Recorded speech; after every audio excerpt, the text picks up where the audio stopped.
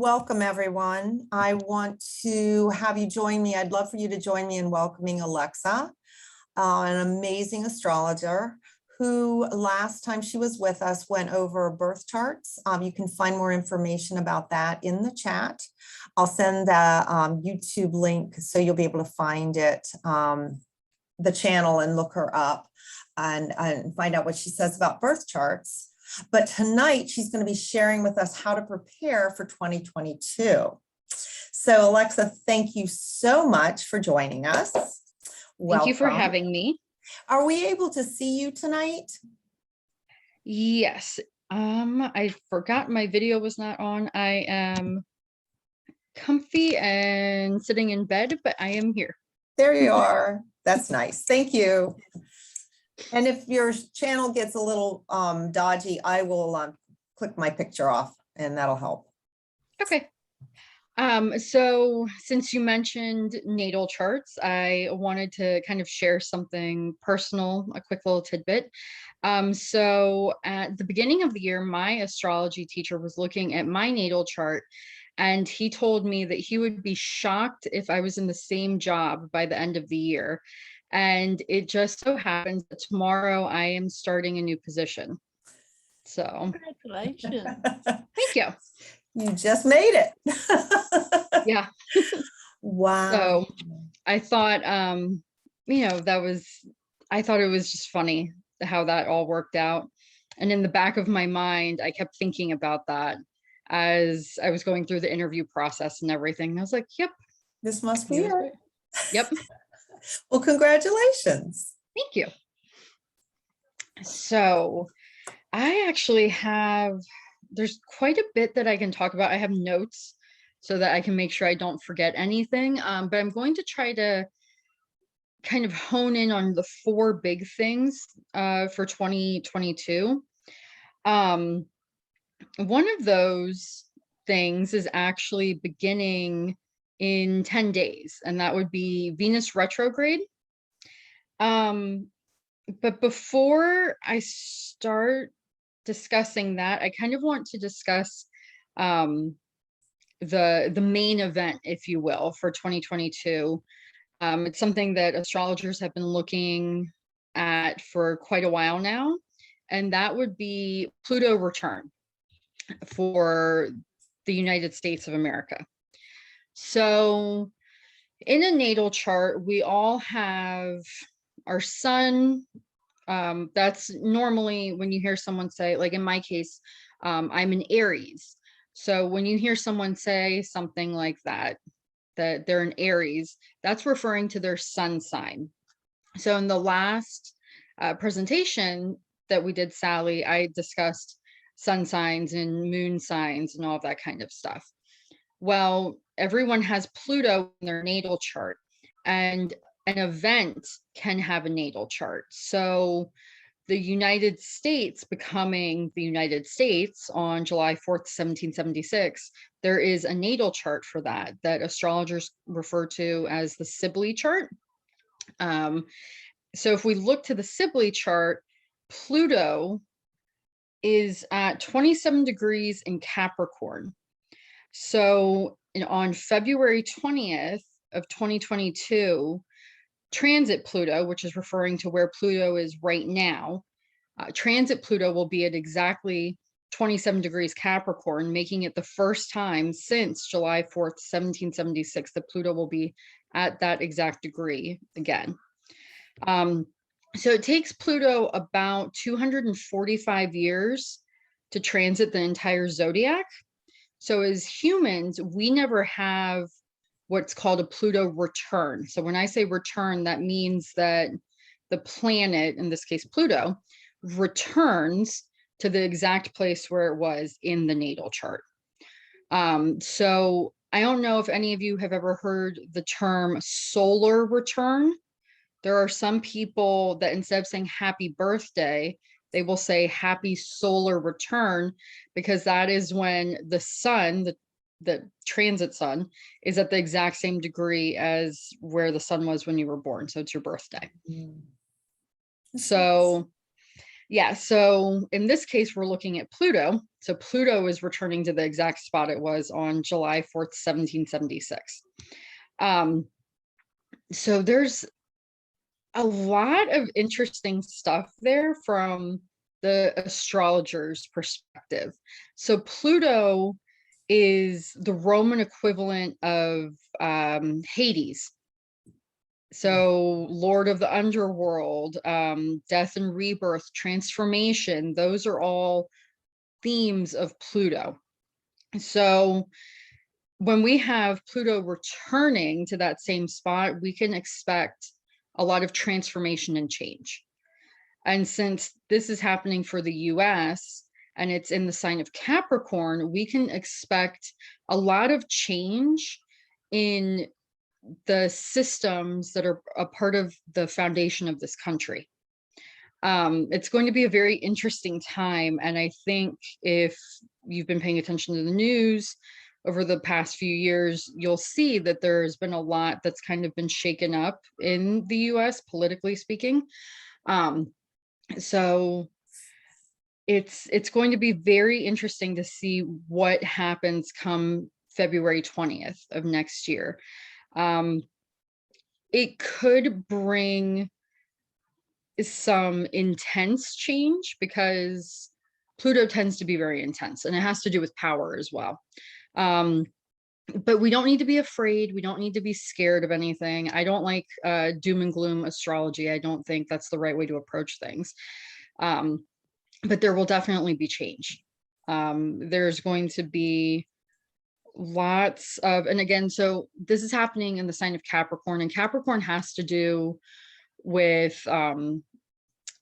foundation. It's ruled by Saturn, so a lot of those Saturn themes that we see get carried into this. So government is a Saturnian topic, so that gets brought in because of Capricorn. So that's why I keep mentioning changes to those types of things. And again, if we've been keeping up with the news the past couple of years, we've seen a lot is going on. There's a lot of people asking for social reform in the country. So I believe I saw something actually just the other day that said that just here in Virginia, they are removing another statue, Confederate statue down in Richmond, if I'm not mistaken.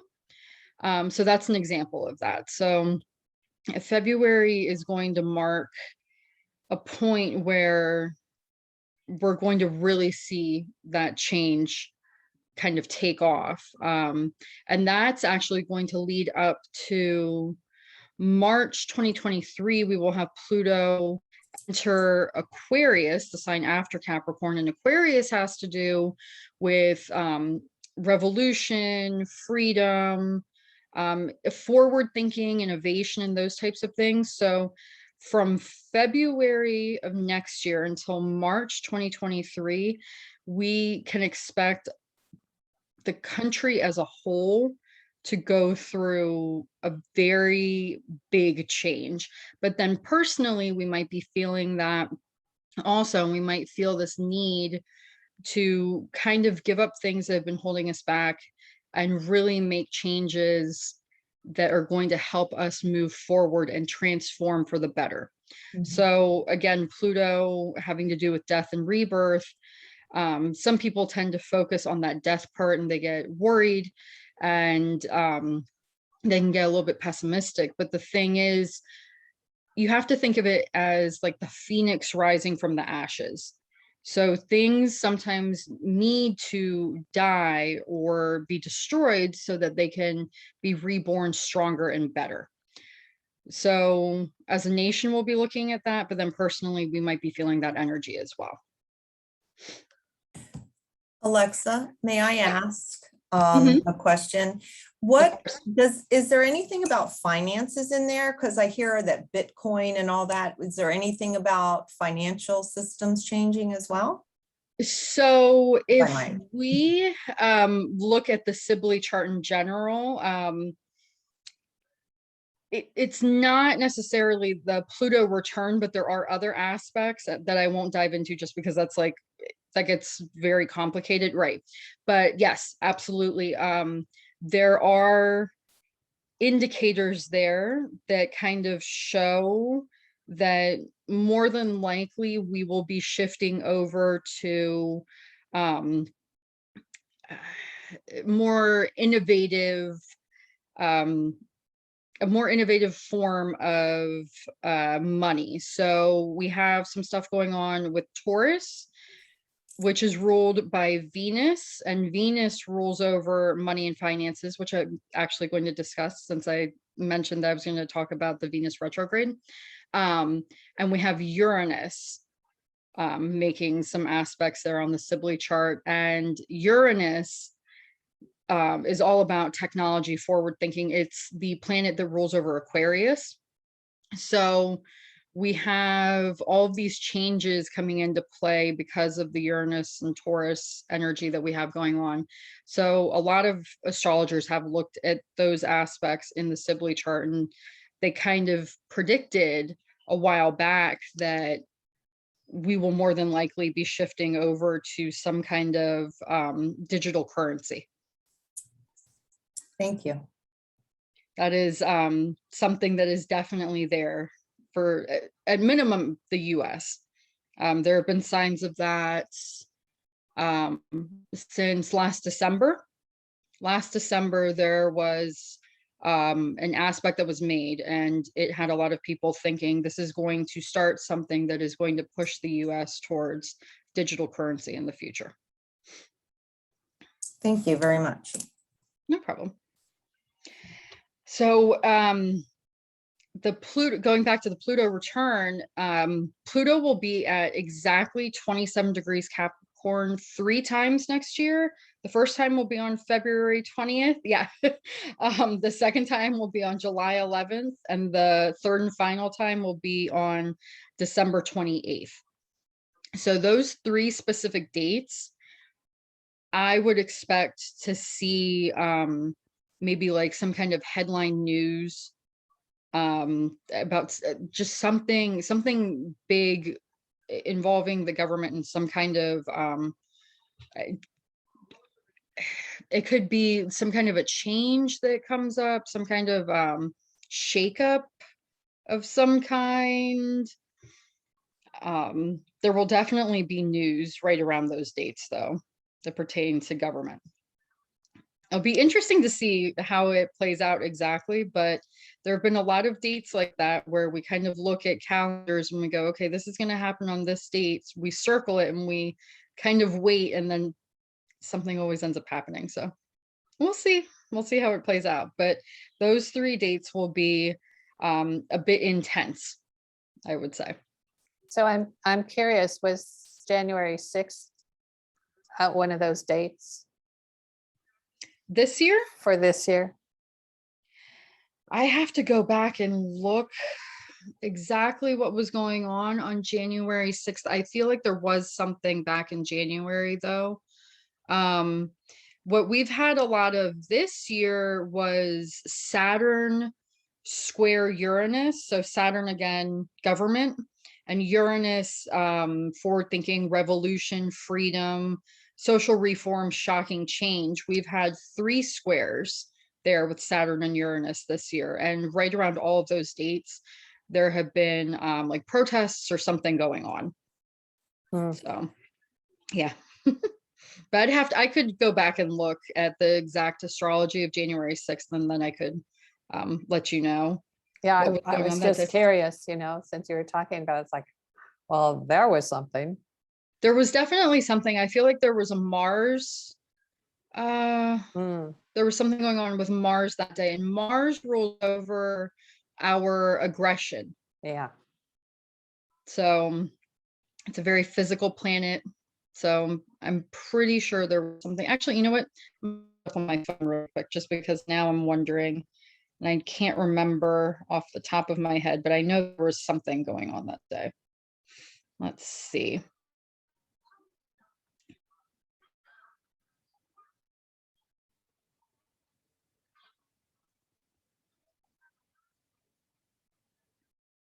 Sorry, I am pulling this up on my cell phone right now.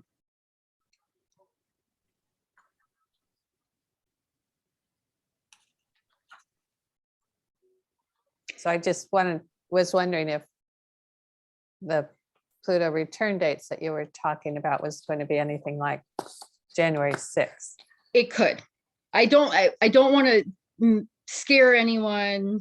I don't like fear mongering or any of that, but it could. And I'm looking at the chart for January 6th, and there was something with Mars. That's what I was remembering.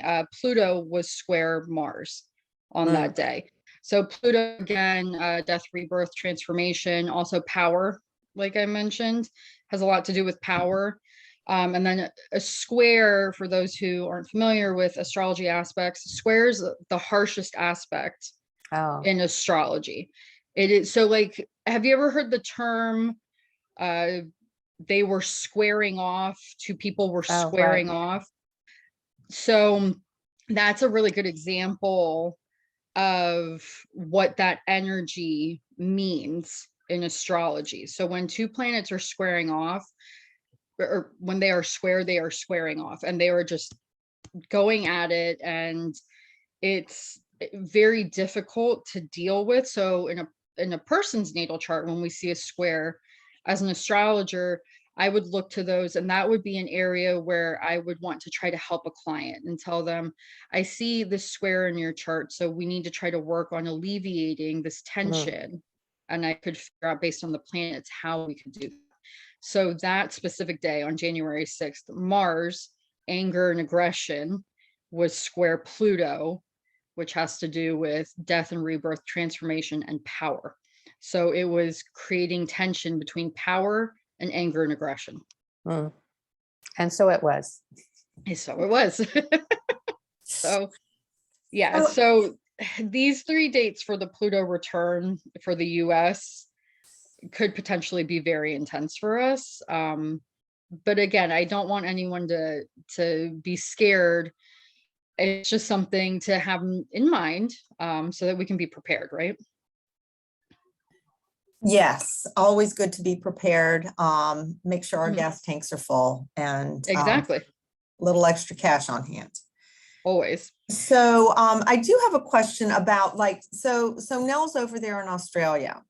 So are these same planetary alignments affecting her in the same way as it would affect us, or?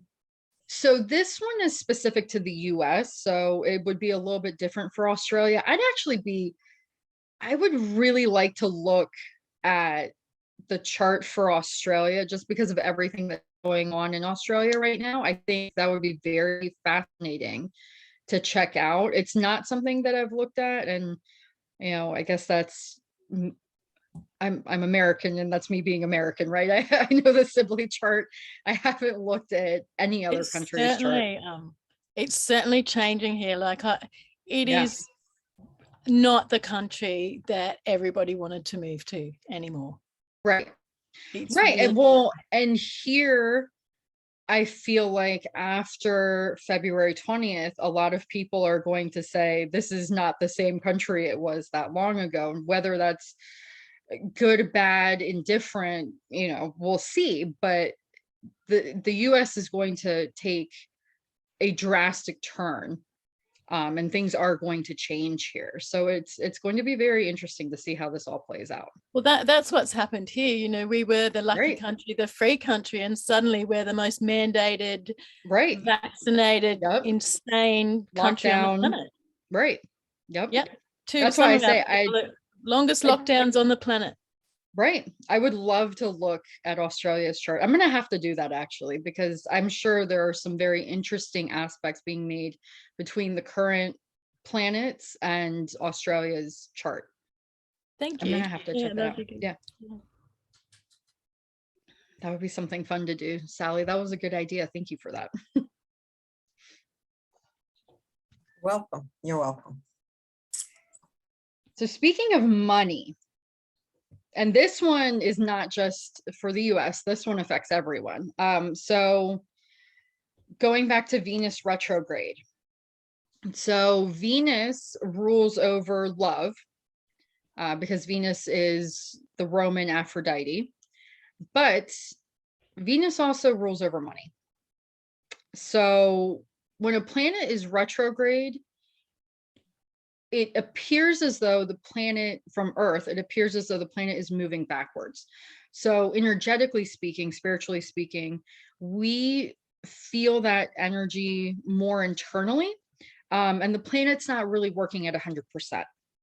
So a lot of people have heard of Mercury retrograde. That's become, I've seen memes that say Mercury retrograde has become the pumpkin spice of astrology. I don't know why everyone loves to talk about Mercury retrograde, but that is a thing that everyone knows now. So all planets other than the moon and the sun go retrograde at some point in time. They're on different cycles because of their orbits. So Mercury is retrograde normally 3 times a year. In 2022, it will be retrograde 4 times, which I'm going to discuss later. But so it's not that uncommon. But Venus retrograde, this one is going to be very interesting. So Venus is retrograde about every other year. It was retrograde last year during the summer of 2020, which was very interesting. And it will be retrograde now from December 19th until January 29th. Some astrologers call Venus retrograde the breakup season. So relationships that have been struggling and where the couple is refusing to kind of face those issues and really discuss things and get them resolved, we could see those types of couples breaking up from December 19th to January 29th. That definitely happened last year when Venus was retrograde. I know of some people who broke up during that time and or got divorced. So that's a possibility. But then with money, we have to be careful with money, because when Venus is at her full potential, she brings us money. That's great for money. But when she's retrograde, that could, I don't want to say it brings misfortune in finances, but it's a time when you need to really think twice before spending. We might feel like splurging on some things, but you really need to think about that. It's a time when you want to think about big purchases. You really need to think those through. If it's possible to avoid things like buying a home, buying a new car, I would advise that you hold off until after January 29th. If it's not possible, then really make sure that your I's are dotted and your T's are crossed. Don't rush anything, and make sure that you're getting the full value of whatever it is that you're purchasing, because Venus also rules over values. So we need to make sure that we're not rushing ahead and then spending too much on something that really wasn't that valuable, that wasn't worth that amount. But it'll also be interesting to see what happens with finances across the board for like the US, for different countries, because when there are Venus retrogrades, there tend to be issues with stock markets or finances. And with the way things are right now, we know here in the US, there's inflation. I just paid $63 for gas on my way home, which really hurt to pay that much. But it'll be interesting to see what happens from December 19th, I'm sorry, to January 29th. That's interesting. Yeah. And then that'll also be another time when Venus retrograde will also have us kind of reevaluating all of our friendships or relationships and making sure that we're really connecting with people and establishing relationships that are valuable to us. I was thinking the timing's really bad because that's Christmas too, getting back to the spending money thing. It is. It is. or the destroying relationships. Right, there you go, that too, yeah. Yeah. Too much family time. Right. And last year, when Venus was retrograde during the summer, it was happening during what's typically wedding season here in the US. But it also happened after a couple of months of us being on lockdown. So that was interesting because as soon as the lockdown started, I knew that that was coming up, and I was like, oh, this is going to be really interesting to see if a lot of people get divorced or how this works out, because we had both of those things going. So, yeah. So we'll see how it plays out, but it's definitely a time to kind of reflect on personal relationships in our lives and just make sure that we're, you know, maintaining relationships that are not just relationships that we're pouring into and not getting anything back, but that, you know, we're getting some value out of it also.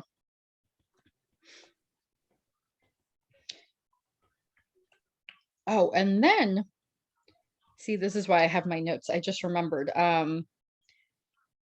February 16th and March 5th, Venus, planet of love, will be conjunct Mars, which I've already discussed Mars a bit.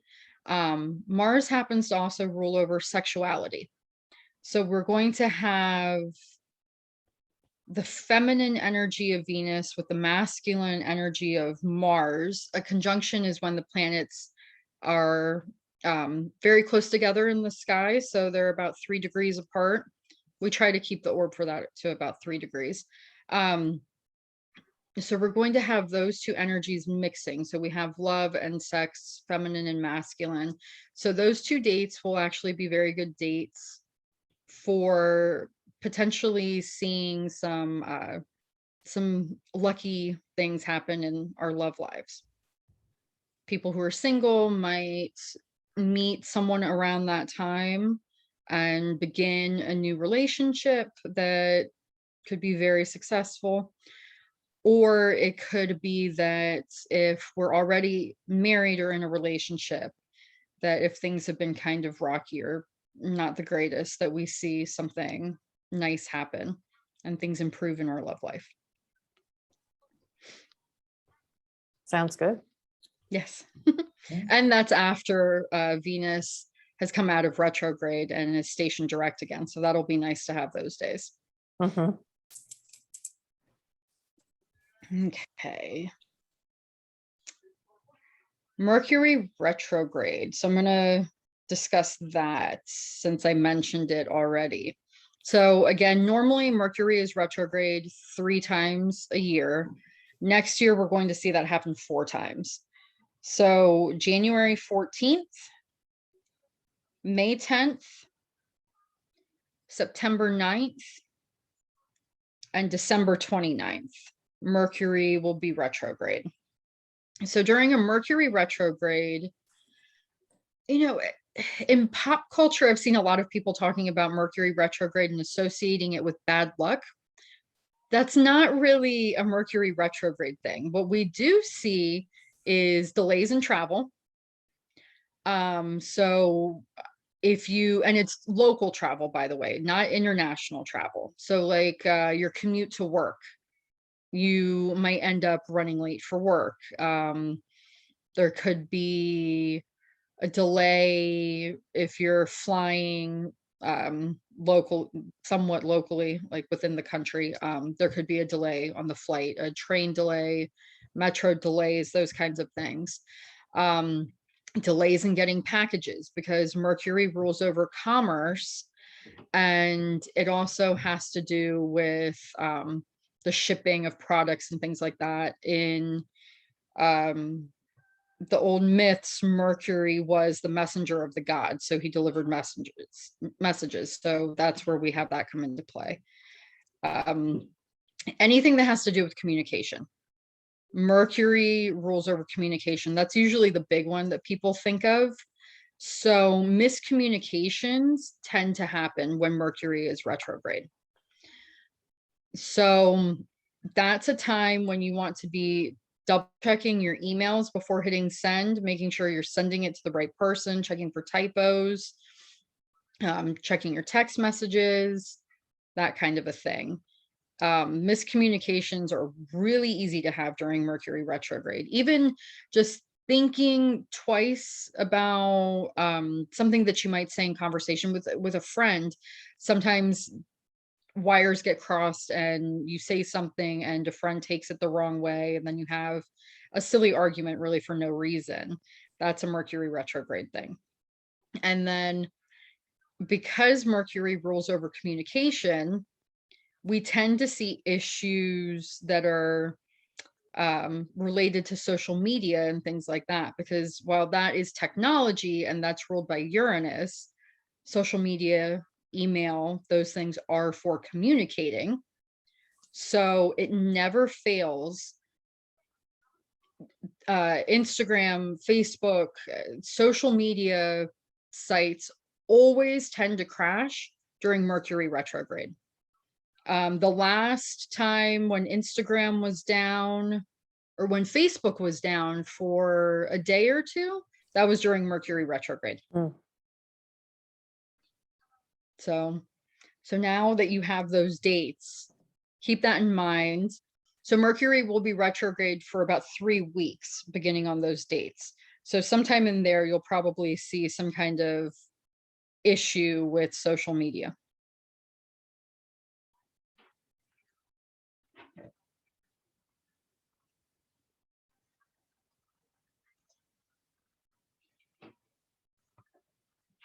Sally, did you have any questions on Mercury retrograde before I move on? Oh, thank you. You're kind to ask. No, I have no questions. Thank you. Okay. Does anyone else have questions about Mercury retrograde? Okay. So the last thing that I wanted to talk about for 2022, this one's, I think personally, I think this one's exciting.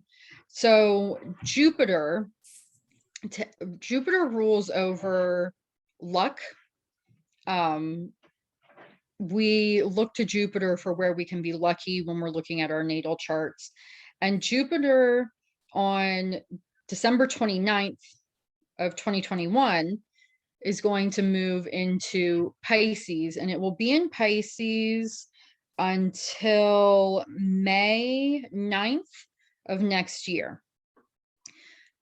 If we look at the ancient rulership for Pisces, it was ruled by Jupiter. So that means that Jupiter would be in rulership when it moves into Pisces. So Pisces is a very spiritual sign, and a lot of times as astrologers, we will say that it is a higher octave of Venus, which means just like Venus rules over all things beauty related and beautiful and artsy, so does Pisces. So because of its current rulership with Neptune, but so Pisces is a very creative sign. A lot of people tend to call Pisces energy ethereal. So having Jupiter move into Pisces means that it will be a really good time for creative pursuits. And we could see people really diving into spirituality. Some astrologers have said that it'll be a time where we see a lot of spiritual awakening or deeper spiritual connections being made. So I'm really looking forward to that one personally, because I think that'll be a really fun time. And I know lately we've had more of these harsh aspects in astrology with Saturn square Uranus and things like that. So I've been really focused on work and home life and just very non-spiritual things. So I'm excited to have that shift come into play so that it'll help me kind of get back into a more concrete spiritual practice, if you will. I'm looking forward to a little bit of help from the stars to get back to that. No kidding. That's a nice amount of time too. Right. How often does that happen? So that was the next thing I was going to discuss. So Perfect. Jupiter stays in each sign for about a year. So it takes Jupiter 12 years to go through the zodiac. So this is going to be the first time in 12 years that it'll be back in Pisces. And then it's actually going to do something interesting. So it's actually going to shift into Aries for a bit and then retrograde back, and then it'll sit in Pisces for a while. But that is going to be exciting when it goes into Aries also, because Aries is the first sign of the zodiac. We always begin with Aries, which is in March, and I know that's different from the calendar that we use because we start in January, but the astrological calendar, we start with Aries. So when Jupiter moves into Aries, it's going to be the end of one cycle and it's going to be the beginning of another cycle. So that tends to give us some new some energy for starting new things. It energizes us in a lot of ways because we kind of feel that shift and we feel like this is done and now I need to move on to these things. And Jupiter also brings in abundance. So we could see that we're shifting, and Aries also adds an energy. So we could feel that energy from Aries and just the new cycle, but then we could also just really feel energized all of a sudden to really take things head on and dive into things that we know that we probably should have been doing that we haven't been doing. That could help us with abundance of all kinds, whether that means finances or an abundance of love. I'm really looking forward to that one, actually. And that's in March. So it will shift into Aries in, oh, I'm sorry, I might have accidentally said March. It's in May when it shifts into Aries. Okay. At the end of Pisces. Okay. Yep. It'll be there for a little bit and then it'll shift back into Pisces. And the current ruler of Pisces is Neptune. And Neptune has actually been in Pisces for quite a bit now. And Jupiter is about to move into Pisces. And that'll be the first time in about 150 years that both Jupiter and Neptune are in Pisces at the same time. So that is going to be really cool. And that's going to be a lot of fun for all of our spiritual pursuits, because they're going to kind of come together and they're really going to shine a light on all things spiritual. And when will that be? That will be in April, if I'm not mistaken. I didn't write down the date, but that should be in about April.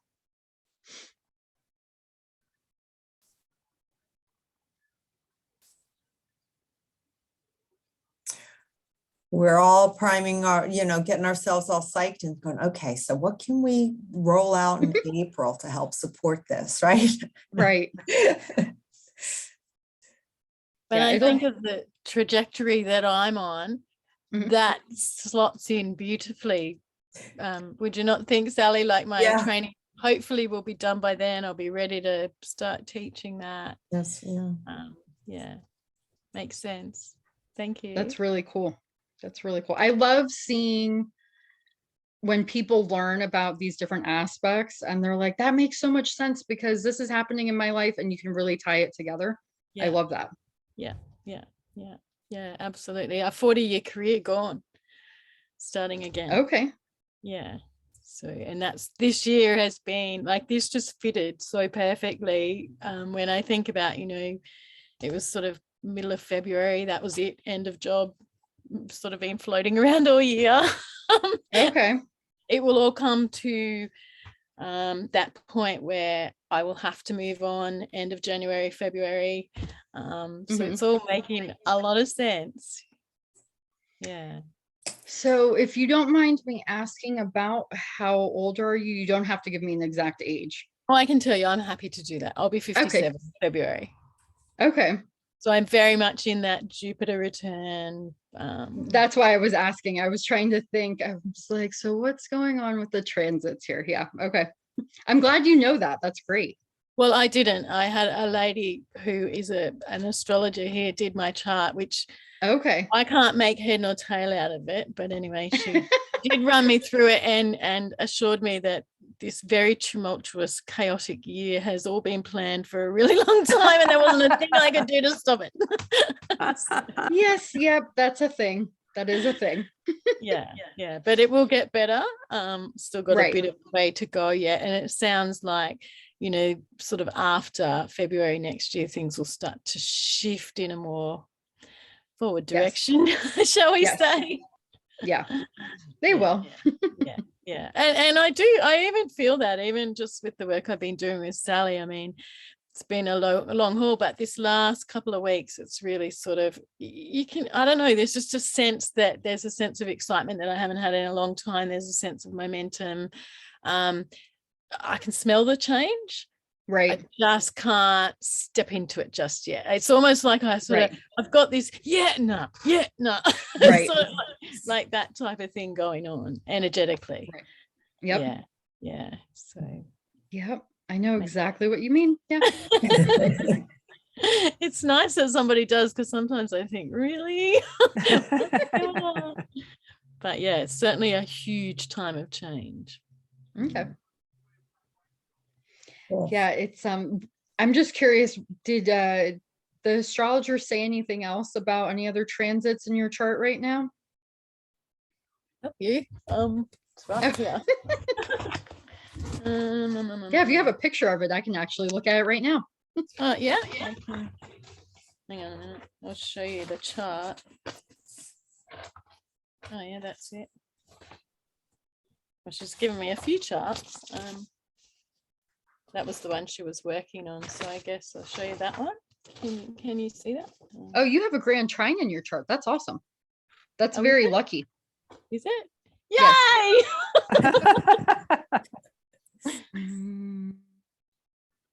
I'm looking at everything. Sorry. Can you see it?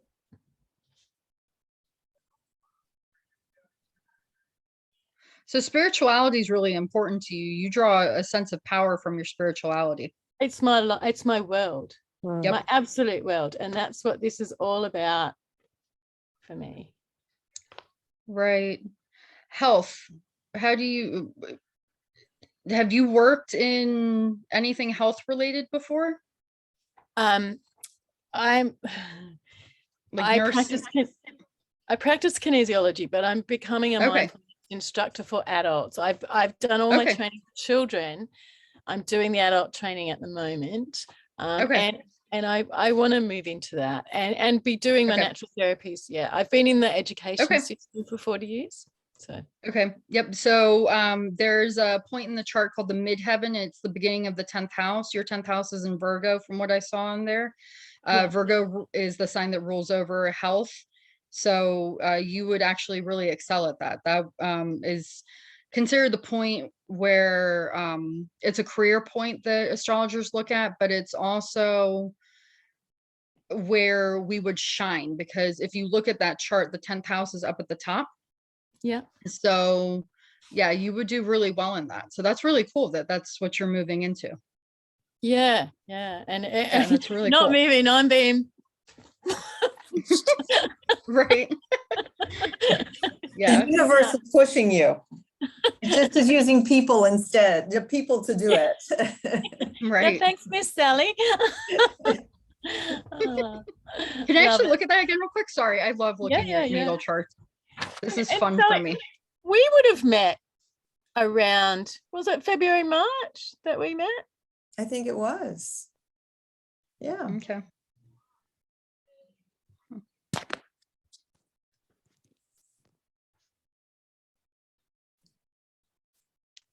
I wonder if Anna went to get her chart. Okay. It's really Sorry, interesting. it switched, so I can't see the chart for some reason. Oh, yeah, pull back a little bit, Mel, and see if that helps. Is that better? That's a little bit better, yeah.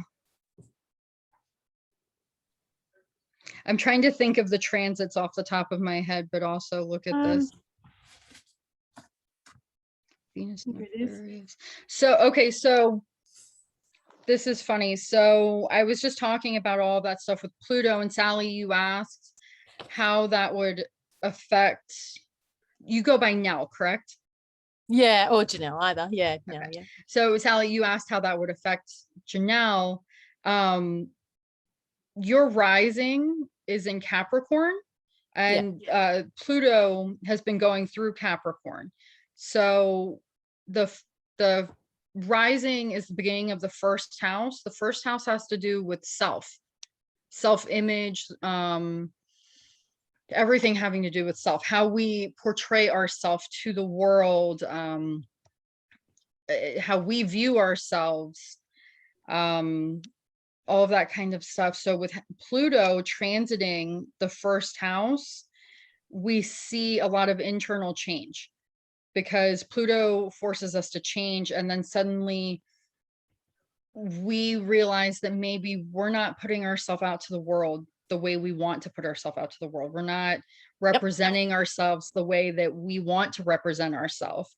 And we become aware of that with that Pluto transit in that first house. So you've probably, like you were saying, the job change and all of that, that makes a lot of sense. And I'll explain why that makes sense in just a second. But I'm sure with that came a sense of wanting to kind of live a little bit more authentically and letting things go, and being absolutely. the Phoenix. Yeah, on so many levels, it's been an amazing thing, but it's also been heart-wrenching. Like ripped me apart. Absolutely ripped me apart. To That's the point, manifested a diagnosis of PTSD. Not, we don't do anything by small amounts. Right. Yeah, it's been horrible. But then it's been amazing. Right. That's Pluto. That is exactly what Pluto does. It is brutal, but it's worth it in the end. It's beautiful. So thank you. Good. Good. So the other part of that is with Pluto transiting the first house, that means it's square the midheaven, that 10th house of career. So the fact that you ended that job, that long-time career, that makes perfect sense. Pluto said, nope, this isn't serving you anymore. You need to let it go. Oh, and it got rid of it for you. Very unceremoniously, but it did it. Yep. That sounds right. That sounds right.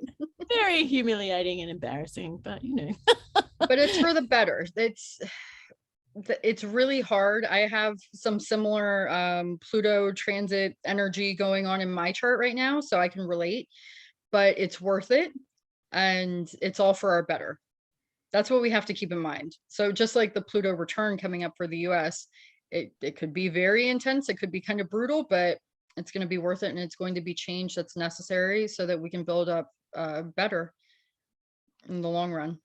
It's a really interesting, while there's been all of that chaos and that angst and everything that went with that, I've met some beautiful, amazing people. Like I said, Sally's come into my world. We connected really strongly. I wouldn't in my wildest dreams 12 months ago thought that I would be sitting here comfortably communicating with someone in the States and growing friendships all over the planet. Like I would not have even dreamed this 12 months ago. So the shift even in this 12 months, it's just been incredible. Just didn't realize how insulated I had been. I guess. Well, I'm glad that you're starting to feel the positive changes from those aspects. I had a lot of help from a very special friend. Thank you. And but you've got a lot of resources of your own now. But I want to, everything is always working out for us, right? When we think about it, if we keep that in mind, like you were mentioning, Alexa, it's all for the best. And while we're going through it, maybe it doesn't feel like it, but just kind of pull away and And Yep. see. Yeah, so thank you so much. Thank No you. problem. This was really fun to do, especially since Yeah. I said like I've been really focused on like work and all that kind of stuff. This was very nice to get to do some astrology. I haven't done it in a bit, so Your eyes lit up when Janelle pulled up her, it's like, You did. wow, I know. my language. yes, it really is. I really do love doing natal charts. They're so fun. And Tally, I really need to do yours for you. I need to look at that with know. your transits. Yes, yes, yes. Absolutely. We have, you've got to quit, pull your head out. Now your head's out of the sand with work, I guess, and maybe we Right. can connect. Yeah. Yeah, finally. And how can these ladies and the people who will be listening to the replay get in touch with you to get the same kind of amazing readings Yeah. that you Email. demonstrated? Email? Email would probably be best. Can you pop that in the chat, Sally, or so that we can get that? Thank you. So the only one I have is the one I've been emailing you. That's fine. That works. Okay, I'll put that in. Okay, thank you. Yep, let me make sure I'm going to get it right. So you guys go ahead.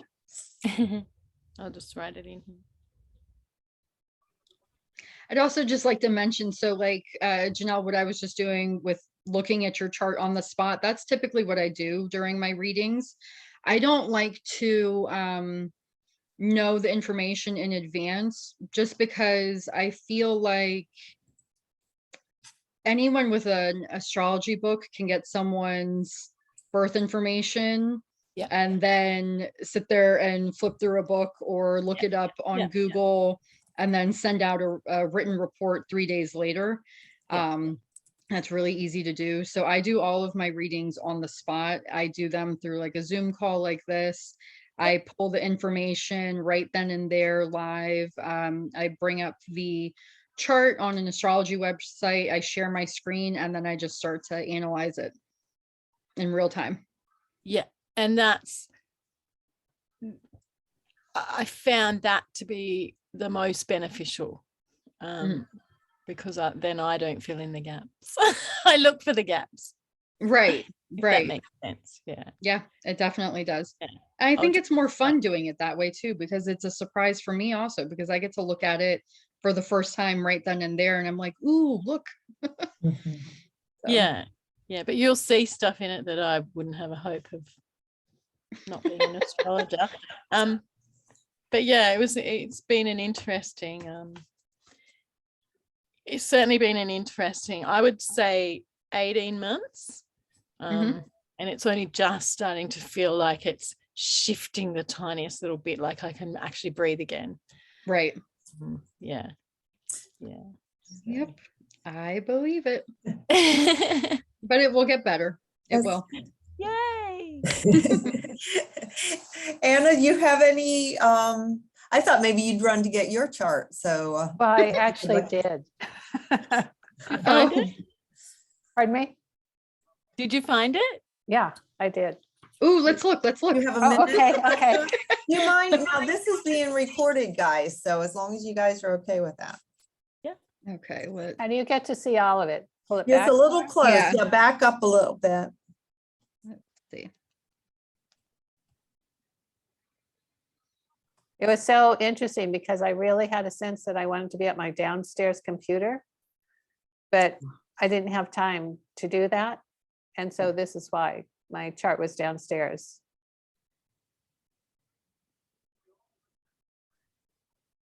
So I think it's backwards. So I'm just trying to, like the way I'm looking at it, I believe is backwards because, oh no, it's not backwards. Never mind. Okay. I thought it was for a second. Okay. Oh. Okay. That'll be interesting.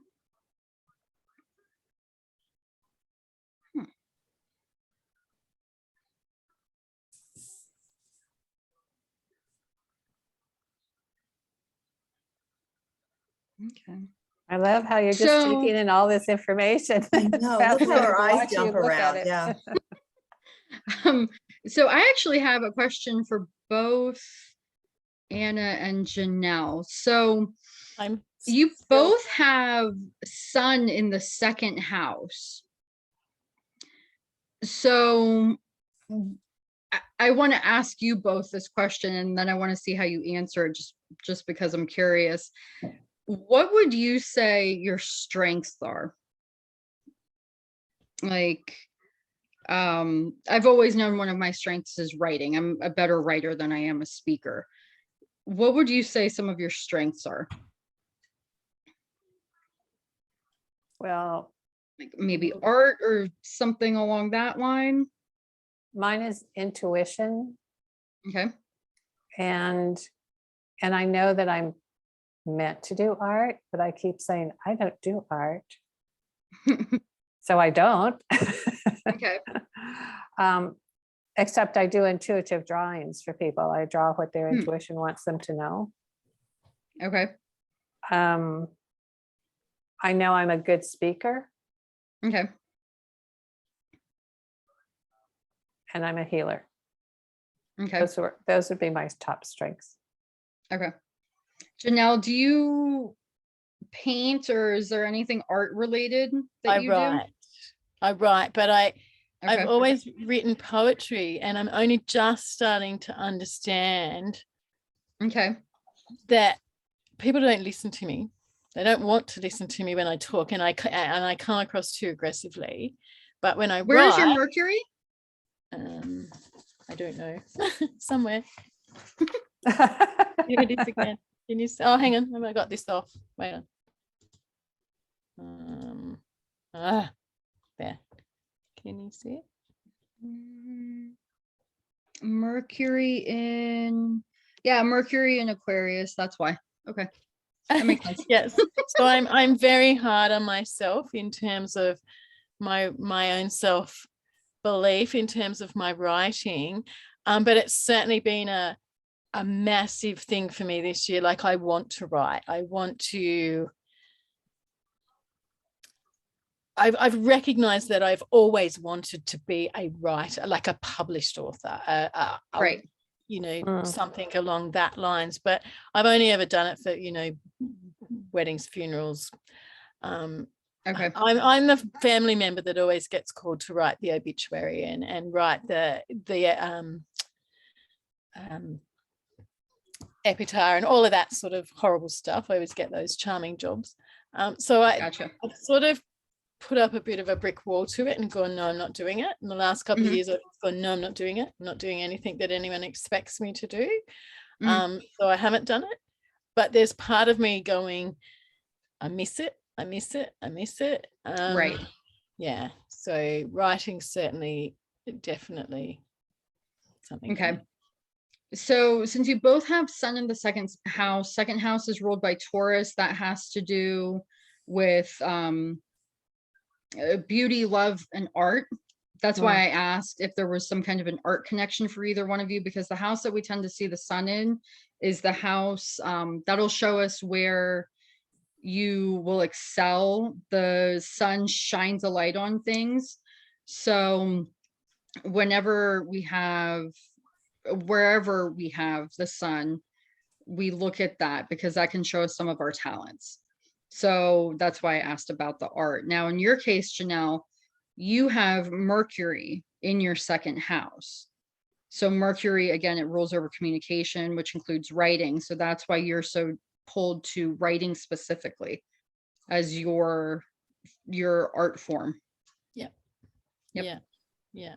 It's interesting because I'll sit there really angry and write, and suddenly it's this beautiful poem, like full of forgiveness and compassion. And it's like, where did that come from? I sat down here so angry, and that's funny. not what ends up on the page. Yep. Yeah. Yep. And that's always been like that. But yeah, really recognizing that, and just when I sit to write for somebody, it's almost like I just feel their heart. Right. Just I don't know, even thinking that just brings a tear to my eye, but a joyful, Right. It's just such a connection, such a beautiful connection. Yeah. That's awesome. So I had a question. One of the reasons why I was interested in you looking at my chart is because August, I was in Hawaii. We Okay. go every year. Mhm. And before going to Hawaii for the last year and a half, I've been really busy in my business Mhm. and creating things and writing websites and doing all that kind of stuff. Busy, busy, Mhm. busy. So it was really wonderful to go to Hawaii. And then since I came back, the message that I got was just to really slow down. Mhm. And I felt like, okay, well, I'm just on aloha time. It's like, aloha time has lasted for several months here. Right. And I don't have that go. And I feel like I was meant to come off that energetic hamster wheel that's prevalent Right. in the Our US. society. Yeah. Yeah. Yep. But I was wondering if there was anything else in here that might speak to that. Yeah.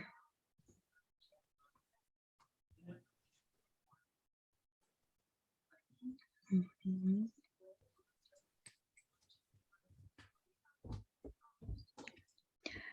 So you've had Pluto opposite your midheaven being that career point. So that could be part of it for sure. I could see that as part of it. How long will that last for her then? Can you tell from that how much more? It's kind of hard for me to see the exact degrees on the chart, but since Pluto will move into Aquarius on March 23rd, 2023. I hate saying that because I know that's a really long bit of time, but once it's in Aquarius, it'll stop being felt. But until then, there could be some shifting and some changes going on in the career, some reevaluation of what you want to do with your career, and then maybe kind of feeling like this doesn't feel right. I need to make a change type thing. You also have that when I was talking about the Jupiter moving into Aries, Jupiter is going to move into your 7th house, which I think is really cool. And that's really interesting, but it's kind of sitting in your 6th house right now. 6th house also has to do with work. And you saying that you were really busy makes sense to me because Jupiter, again, it has to do with abundance. Where Saturn restricts and limits things, Jupiter expands them. It makes things grow. So Jupiter in the 6th house would mean abundance with work. So that makes sense that you were really, really busy having that sitting there in the 6th house.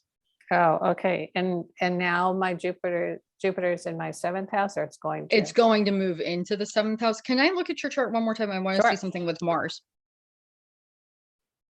Mars, where are you?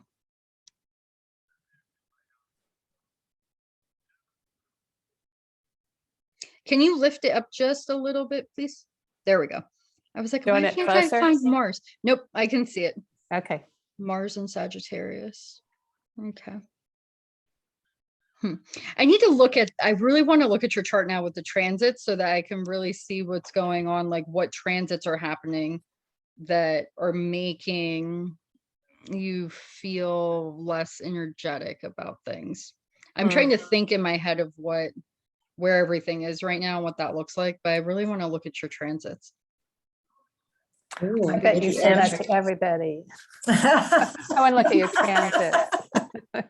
I just Looking wanna at transits is actually, so I think, obviously I think it's important to look at your natal chart and have a reading done on your natal chart just so that you can learn more about yourself. But checking transits, that's really where we kind of get into that area where astrologers are like, you probably shouldn't quit your job during this time, or you might see career changes, or you might see a change in your home life. You might move.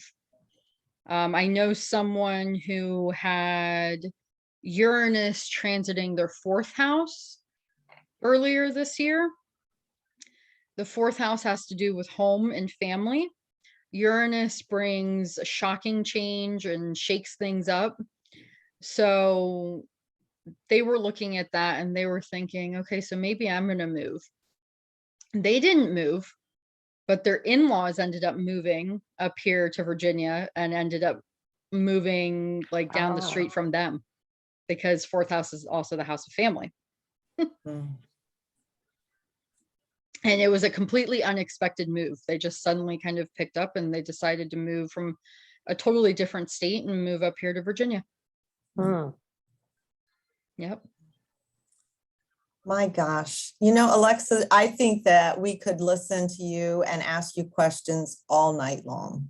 But I really hate to say goodbye, but I think that it would be a good thing for us all to just kind of ponder over what you've said. I cannot wait to listen to your replay again. I mean, hear this information one more time. And so I really do want to thank you so much for doing that. And I'm just sharing all that wealth of information. And for Janelle and Anna, I'm so glad you had your charts available. Yeah. You just Yes. got a special bonus there. That's fantastic. I mean, thank you for your generosity, Alexa. Thank you. That That was a lot of fun.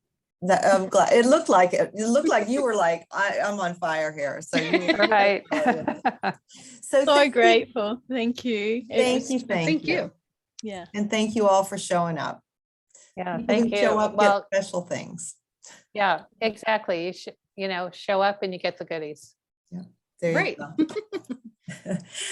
So y'all have a Okay. great night. I'll be sending out the replay and a reminder of how to reach out and get in touch with Alexa, so that you too you can maybe find out where those transits are, Anna. Yeah. Yeah. And I know I'll be setting up time with you, Alexa. So thank you all. Okay. Thank you for again. having me. Mhm. Thank you. Our pleasure. Bye now. Good to meet you, Janelle. Yeah, you too. Son, sister. Yeah. I'll have lunch with you guys in whatever time of the day, anytime. Okay. Bye for bye-bye. now. See you. Yeah. Bye. Thank you. Thank you. Bye.